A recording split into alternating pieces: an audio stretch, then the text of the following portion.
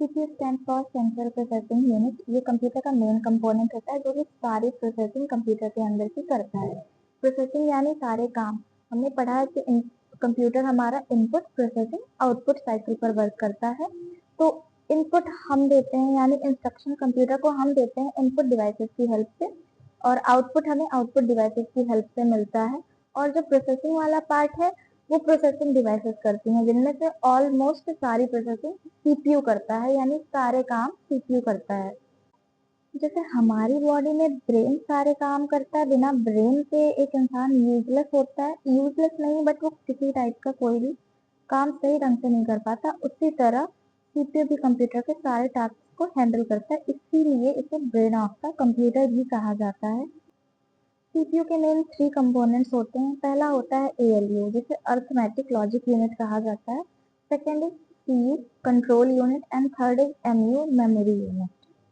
CPU के working diagram के बारे में डिस्कस करते हैं। तो सीपीयू के वर्किंग डायग्राम कुछ ऐसा होता है, जहाँ पर पहले आता है इनपुट, यानी यूजर इंस्ट्रक्शन दे रहा है सीपीयू को, और वो इनपुट हमारे जाते हैं मेन मेमोरी में यानी रैम में, जहाँ से सीपीयू उन्हें फेच करता है। और सीपीयू का जो कंपोनेंट है सीयू, ये काम करता है इसको मेन मेमोरी से फेच करने का और एएलयू तक पहुंचाने का। एएलयू का क्या रोल है इसे अभी हम पढ़ेंगे आगे। एएलयू की प्रोसेसिंग करने के बाद जो भी आउटपुट आता है, अगर वो टेम्परेरी है तो सेकेंडरी प्राइमरी मेमोरी में जाता है। अगर उसे हमें परमानेंटली सेव करना है तो उसे हम सेकेंडरी मेमोरी में सेव करते हैं, और इसके बाद हमें उसी मेमोरी से आउटपुट मिल जाता है। क्योंकि जब तक आउटपुट मेमोरी में नहीं रहेगा हमें दिखाई कैसे पड़ेगा। एग्जाम्पल लेते हैं घर का। अगर हमारे घर में एक अलमारी में रिमोट रखा हुआ है, तो वो रिमोट हमें तभी दिखाई देगा जब रिमोट इस अलमारी में रखा होगा। अगर वो वहां रखा ही नहीं है तो हमें वहां पर दिखेगा ही नहीं। यानी ऐसे ही मेमोरी में आउटपुट के साथ भी होता है, अगर वो आउटपुट मेमोरी में है तभी यूजर को वो शो होगा, अदरवाइज वो शो नहीं होगा। सीपीयू के कंपोनेंट्स को डिटेल में पढ़ते हैं। पहले पढ़ेंगे कंट्रोल यूनिट के बारे में।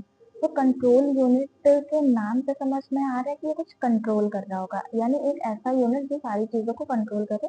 तो कंट्रोल यूनिट डेटा के फ्लो को मैनेज करता है, यानी डेटा कहाँ से आना है और कहाँ को जाना है। Just like a traffic police, जैसे ट्रैफिक पुलिस मैनेज करती है कि कौन सी गाड़ी पहले जानी है कौन सी बाद में जानी है, उसी तरह कंट्रोल यूनिट मैनेज करता है कि कौन सा डेटा पहले लाना है और कौन सा बाद में, और किसको शेयर करना है। तो सीयू ही मेन मेमोरी से डेटा को फेच करने का यानी निकालने का और एएलयू तक पहुंचाने का काम करता है, जो भी हमने इंस्ट्रक्शन कंप्यूटर को एज ए इनपुट दिए थे उनको। सीपीयू हमारा fetch decode and execute cycle पर वर्क करता है। तो फेच और डिकोडिंग का काम सीयू का होता है। फेच का मतलब होता है निकालना, यानी सीयू मेन मेमोरी से जो इंस्ट्रक्शन है उससे निकालता है, और डिकोड का मतलब है उसे समझना, यानी वो उसे डिकोड करेगा कि आखिर यूजर ने इंस्ट्रक्शन दिया क्या है, एडिशन सब्ट्रैक्शन या कोई अदर लॉजिकल ऑपरेशन करने को दिया है। सारे टाइप के कंट्रोल सिग्नल्स को अदर पार्ट्स में पहुंचाने का भी काम सीयू का ही होता है। फिर आता है अर्थमेटिक एंड लॉजिक यूनिट, जिसे हम एएलयू भी कहते हैं। तो अर्थमेटिक एंड लॉजिक यूनिट सारे मैथमेटिकल और लॉजिकल कैलकुलेशंस करता है। एग्जाम्पल के लिए addition subtraction division multiplication. And logical calculation की बात करें तो comparison, conditional, greater than, less than, equals to, not equals to, etcetera.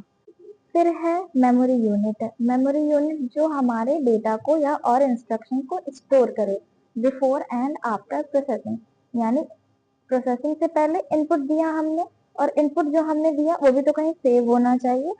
अगर मम्मी पापा ने कहा कि हमें एक गिलास पानी दीजिए, तो हमें जब तक याद नहीं रहेगा कि मम्मी पापा ने मांगा क्या था, हम कैसे उन्हें ले जाके गिलास देंगे और उसमें पानी भर के देंगे।